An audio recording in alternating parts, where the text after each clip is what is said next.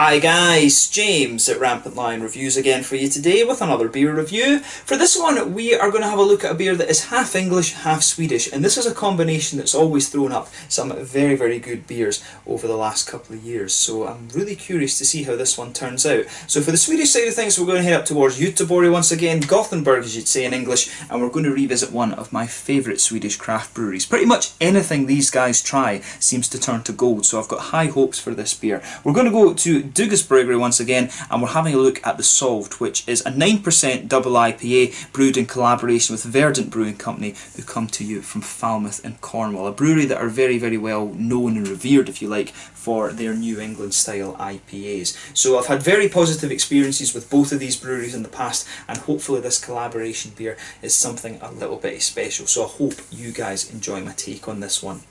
So anyway, as is usual with my reviews then, I'll tell you a little bit about the breweries involved here. If you want to get straight to the tasting, just fast forward. All the usual links are in the description below. That's the brewery websites, the link to my other reviews that I've done both from Bryggeri and from Verdant Brewing. No doubt I will add some more in the fairly near future. There's all the usual social media. If you want to see more beer reviews, do please consider subscribing to the channel. The whole channel of course has a geography based tagging system, so you can go into the home page and search for beer based on country, city, state, county, prefecture, whatever it is you're interested in. Do check out the playlists of beers from different countries. There is one there for all the Swedish beers that I've reviewed for you, and another one for all the English beers. This beer will appear in both of those lists since it's half and half, and as always, please do get in touch and let me know some of the other beers and breweries that you guys would like to see me review. It's always great to hear from you guys that are watching the videos, and the support that you show the channel is hugely appreciated. So anyway, to tell you a little bit about Bryggeri then, on to my brewery notes. So as I've told you before, Bryggeri are based in Landvetter, which is on the outskirts of Gothenburg in Sweden. I believe it's a little bit to the kind of northeastish of the city, but very close to Gothenburg Airport.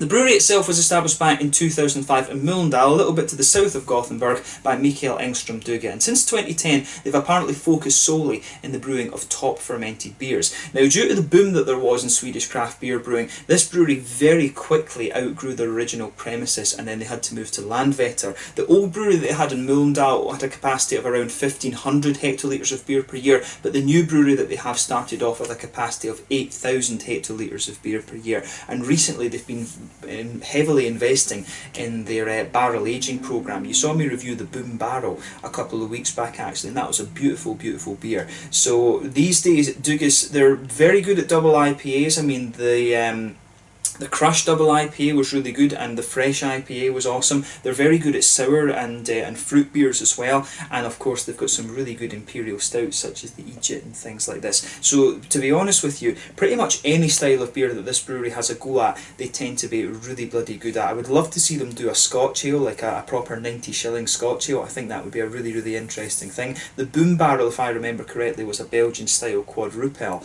and that was a lovely beer. But if you're interested in Swedish craft beer, Bryggeri really are one of the best people around in Sweden at the moment, and one of the main reasons for that, in my opinion, is the variety of different styles of beer that they do. But if you like a good IPA, then you can go to this brewery. If you like your sour beers, you can go to them as well.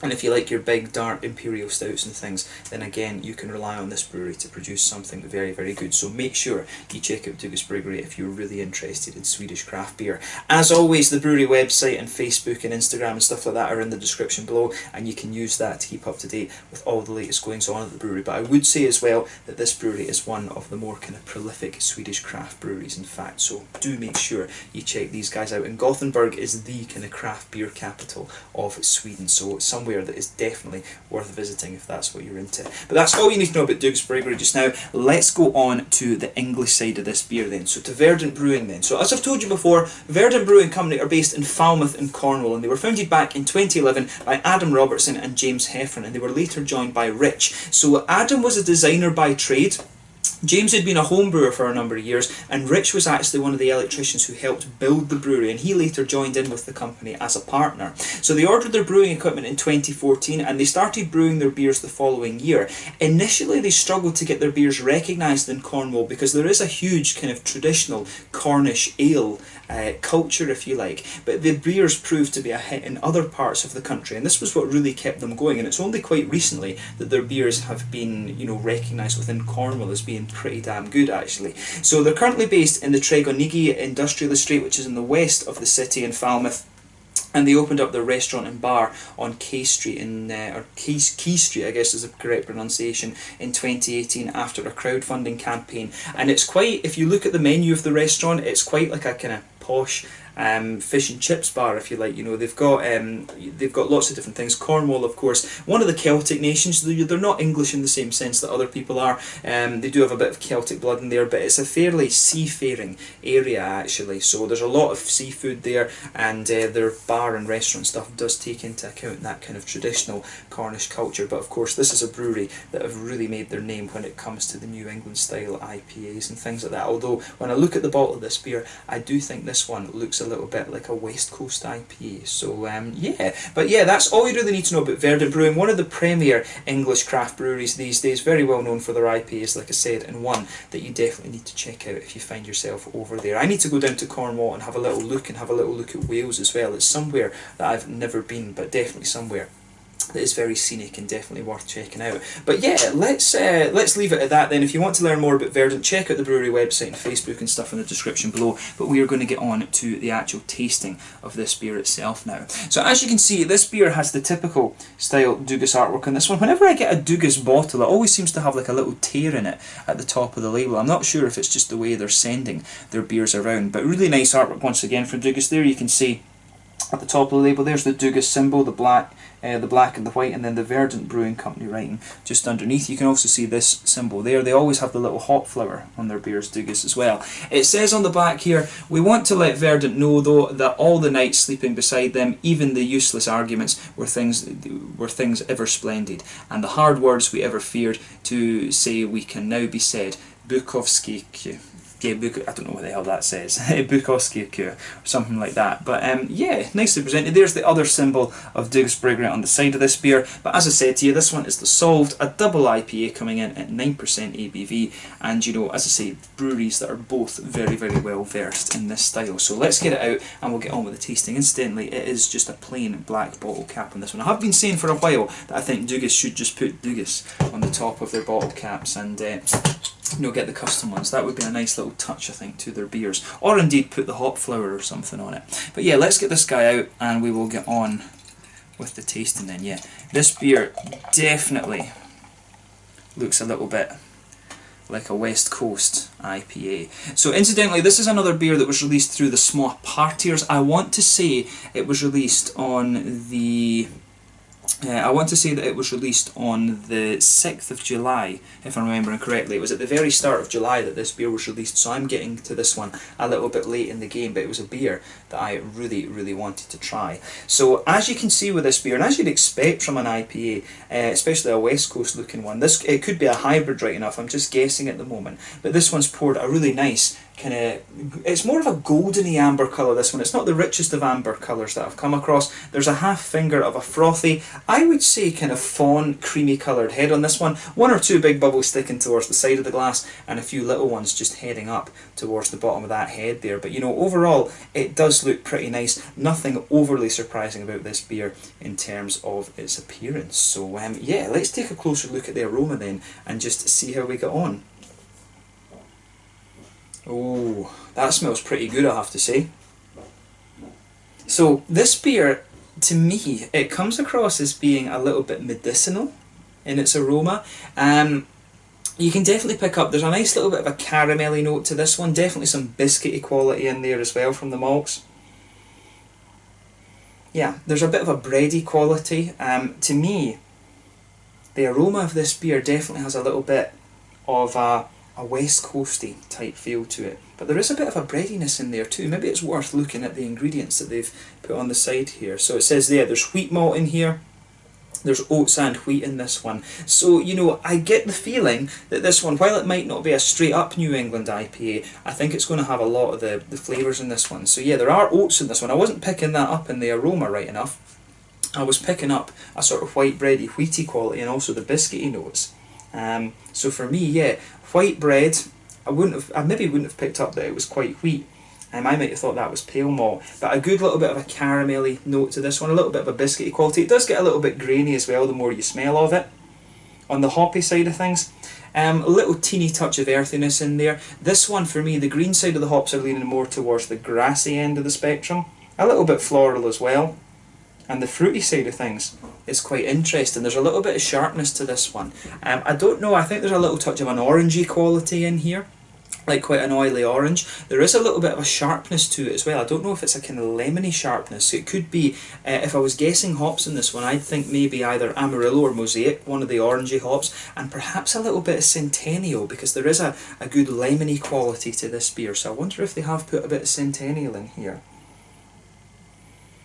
It's not the most tropical of IPAs that I've come across, so I do wonder what other hops they could have put in here. There is definitely a little touch of a kind of almost medicinal quality to this one. But that said, the aroma in this beer isn't quite as punchy as some of the ones that I've come across previously. Compared to some of the other IPAs that I've had in Sweden, the aroma in this beer is not the punchiest that you're going to come across. It's got a nice, quite sharp, fruity note to it. Like I say, lemons and oranges for me, it's leaning more towards that side of things. There could be a little bit of a slightly passion fruity note in there, but that would be quite minimal. Nice bit of grassiness, kind of spicy grassiness from the green side of the hops, and you've also got a nice little touch of a bready base to this one, but to me the malt base leans more towards the kind of sweeter, caramelly and biscuity side of things too. So overall, quite an unusual aroma this one, and quite interesting. It is 9% this beer, so you can understand why there's a little bit of the sweeter malty qualities in this one, because you will get a little bit of a sweeter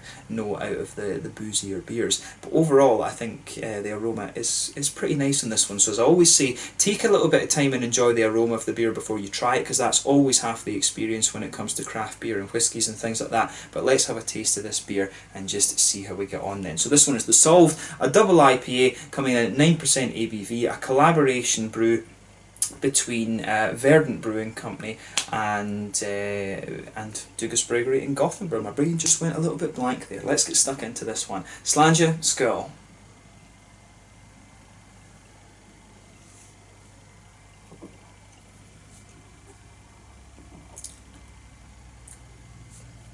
Yeah, that's pretty nice, I have to say. To me, this is one of the more malty IPAs that I've come across recently. I mean, when it is 9%, you would expect that a little bit.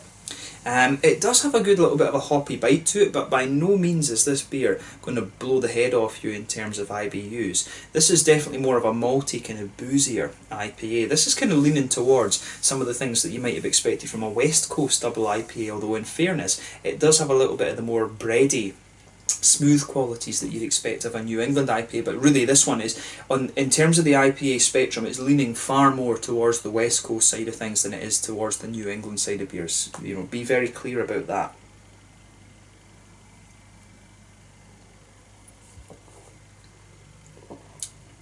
Yeah, it is definitely one of the more boozy beers that I've come across from Dugas in recent times, but this is really quite nice actually. As I've been saying in a good few videos, I have been missing my West Coast IPAs and these kind of more malty and slightly more bitter IPAs. This one is a little bit more bitter than some of the other ones I've had from Dugas in recent times, but it comes across really solidly. So let's just try and break down the flavour in this one a little bit then and see how we get on. So the middle of your palate, you are going to feel a nice little bit of that white bready quality just blanketing the middle of your tongue.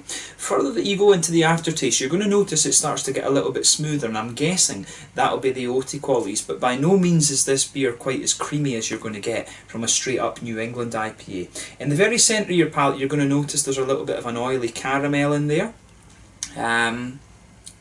There's definitely a little touch of a biscuity quality to this one that comes out a little bit more the further you go into the aftertaste as well. But this beer, really, the malt base is very smooth, but at the same time quite oily. The malt base is very straight up, but that really works quite well for it in my mind, just because of the way the fruity notes come out of this beer.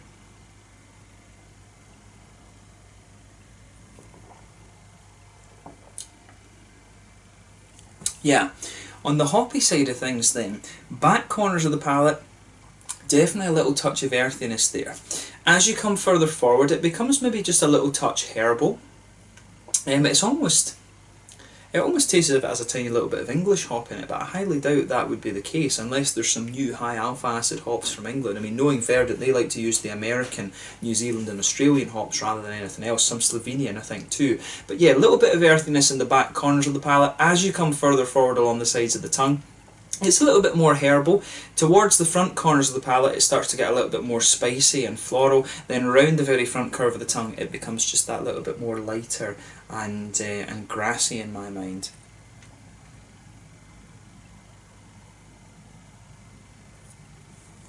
And behind the front curve of the palate, of course, that's where you get that oily bubble, where those juicy, fruity esters start to come out of the beer.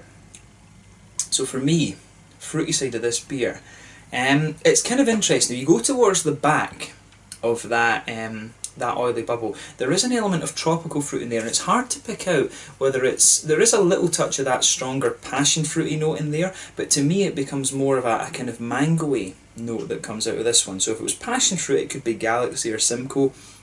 If it was mango, it would be more along the lines of Citra. But as you come further forward on the palate, it starts to be a little bit more it starts to lean a little bit more towards the orangey side of things, which I think in this case is more likely to be Mosaic, because the orangey notes are a little bit more juicy rather than being oily, if that makes sense. There's a little tiny touch of blueberry on the very tip of the tongue too, which is always one of the telltale signs of Mosaic. So I do suspect there's a bit of Mosaic in here. If you just go behind the front curve of your tongue too and just watch in there, there is a little bit of a kind of lemony edge to this one as well, which makes me think there could be a little bit of Centennial or something like that in here as well. So I mean, overall, the fruity side of this beer is quite oily, mainly leaning towards the oranges. There is a little bit of tropical fruit in there, but this is more of a kind of citrusy IPA rather than anything else. It does have some tropical notes to it, as I said, a little touch of mango and things, but to me this is a bit more orangey and lemony rather than anything else. So it's quite a nice change of pace, this one, and it comes across as being a little bit more of a boozy IPA. I can feel the alcohol going to my head a little bit with this one, because it's 9%, and it's not often that you come across an IPA that's quite as high as that these days, unless you're getting into triple IPA territory, of course. But I do like with this one how they've kind of merged some of the West Coast flavours in with some of the New England flavours in this beer too. So it's kind of an interesting hybrid, this one. That's probably a good way to put it actually with this beer. So yeah, give it a try and see what you think. Is it my favourite beer that I've had from either of these breweries?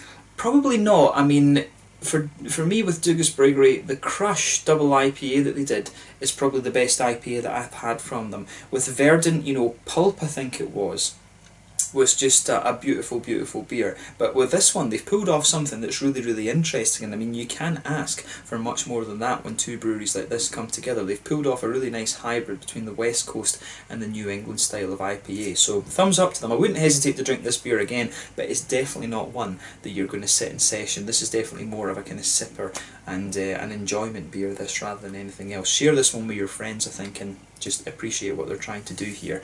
In terms of the mouthfeel then, I would describe this beer as being pretty full-bodied. The mouthfeel for me overall is quite oily with this beer. Yeah, this is definitely more of an oily mouthfeel that you're getting out of this one. Full-bodied, quite an oily mouthfeel.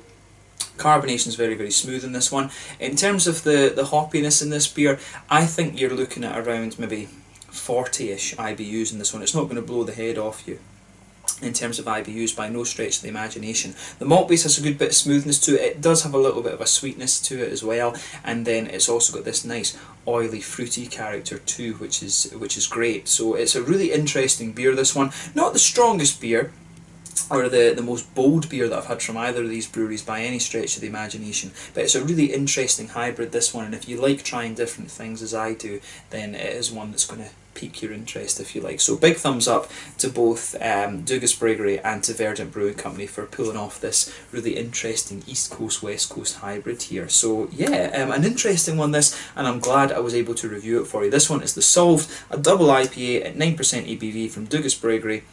in Landvetter, just outside Göteborg on the west coast of Sweden, and Verdant Brewing Company, who are from Falmouth in Cornwall, just in the southwest of England. So let's leave it at that for this one. Until the next time, stand just now. Thank you for watching my beer reviews. Please like, subscribe, share, all the usual YouTube stuff. Check out my social media. Let me know in the comment section below what your thoughts were on this beer. Let me know what your favourite beers are from Dugas and from Verdant as well. And I'm sure I'll catch you very soon with more reviews from these guys soon. The Solved from Dugas Bryggeri in Sweden and Verdant Brewing Company in Falmouth and Cornwall. Until the next time, Slanja just now, and I'll catch you guys later. Slanja, skull, check out this beer. Cheers.